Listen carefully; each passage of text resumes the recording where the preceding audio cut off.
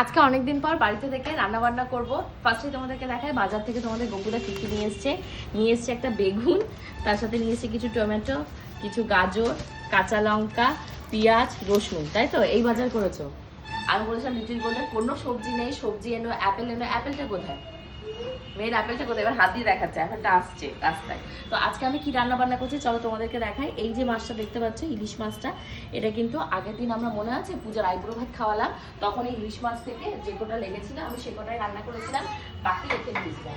তো এখন এই সকাল সকাল আমি গ্যাস ধরিয়ে দিয়েছি। আজকে যেহেতু তোমাদের গপুদা এখন খেয়ে বেরিয়ে যাচ্ছে তার জন্য, আর আমি আজকে এক্সট্রা যে রান্না বান্না আছে সেগুলো করবো না।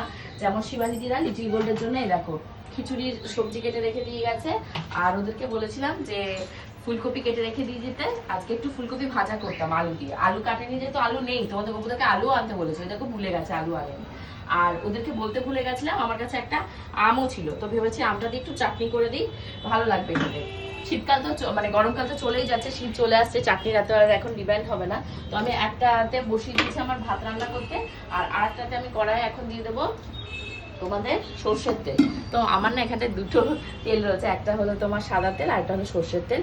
এই ইলিশ মাছটার জন্য তেলটা গরম হতে থাক, ততক্ষণ আমি কিভাবে মাছটাকে ম্যারিনেট করি চলো তোমাদেরকে দেখাই। তো আমি দেখতেই পেলে ফার্স্টে লবণ দিয়ে দিয়েছি, এবার দিয়ে দেবো আমি এর ওপর থেকে খুব সুন্দর করে হলুদ।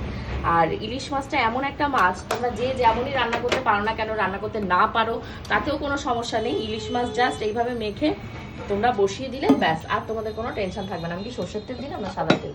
না, আমি সর্ষের তেলই দিয়েছি। তো ভালো করে মাছের গায়ে এটাকে এভাবে লাগিয়ে আমি 10 থেকে 15 মিনিট রাখবো, ততক্ষণে আমার তেলটাও গরম হয়ে যাবে। আর ততক্ষণে আমি এর ভেতরে কী দিয়ে রান্না করব চলো সেটাও তোমাদেরকে চটপট করে দেখাই। আমার মাছটা ভালো করে মাখা হয়ে গেছে। তোমাদের কাছে যদি টক দই থাকে তোমরা কিন্তু ডেফিনেটলি টক দই ব্যবহার করতে পারো। ইলিশ মাছে একটু টক টক খাট্টা খাট্টা ভাব আসলে খারাপ লাগে না খেতে। আমার মা সর্ষের তেল ইয়েটা পছন্দ করে না, টক দইটা পছন্দ করে না বলে আমি বেশি একটা টক দই ব্যবহারও করি না, যেদিন মাকে দেওয়া থাকে। তো আজকে যেহেতু আমি খাবো তো টক দইটা দিয়েছি। গ্যাসের ফ্লেমটা আমি একটু হাই করে দিলাম, এবার একটু ফ্রিজে যাবো। ফ্রিজে আমার সর্ষে বাটা পেস্ট করাই ছিল সেদিন থেকেই, সর্ষে বাটা যেহেতু অনেক পরিমাণে আমি সর্ষে বাটা করেছিলাম অতটা লেগেছিল না, তো সেই সর্ষে বাটাটা ভালো আছে।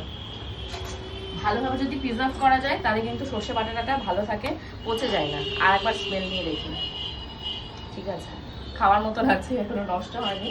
তো আমি গ্যাসের ফ্লেমটা হাই করে দিয়েছি। এখন এর ভেতরে আমি ফোড়নে দেবো কালো জিরে। তুমি এই ইলিশ মাছটা চাইলে তোমরা শীতকালে বেগুন দিয়ে, আলু দিয়ে, বড়ি দিয়েও রান্না করা যায়। বেগুন তোমাদের বকুদা নিয়ে এসছে, বাট আজকে যেহেতু একটু বড় সাইজের আমার ইলিশ মাছটা, তো আমি এটা সর্ষে বাটা দিয়েই করবো। তো এই হলো আমার খুন্তি,